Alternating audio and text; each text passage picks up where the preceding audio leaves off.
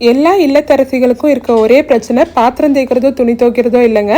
Next day நம்ம என்ன சமைக்கிறது என்ன குழம்பு வைக்கிறது தான் எனக்கும் எப்பயுமே அதே மாதிரி தான் இருக்கும்.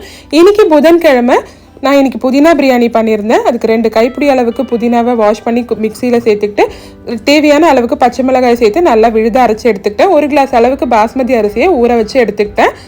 குக்கரில் எண்ணெய், நெய், ஹோல் கரம் மசாலா, வெங்காயம், இஞ்சி பூண்டு விழுத ஃபஸ்ட் நல்லா வதக்கிட்டு அதுக்கப்புறம் தக்காளியை சேர்த்து அதையும் நல்லா வதக்கிக்கிட்டேன். அரைச்சி வச்சுருந்த புதினா விழுத சேர்த்து தேவையான அளவுக்கு உப்பு சேர்த்து புதினாவில் இருக்க தண்ணி நல்லா சுண்டி வர வரைக்கும் குக் பண்ணிக்கிட்டு 1 கிளாஸ் அரிசிக்கு 1.5 கிளாஸ் அளவுக்கு தண்ணி சேர்த்து ஊற வச்சு வச்சுருந்த பாஸ்மதி அரிசியும் சேர்த்து கொதி வந்ததும் குக்கரை க்ளோஸ் பண்ணி 2 விசில் போல் விட்டு எடுத்துக்கிட்டேன்.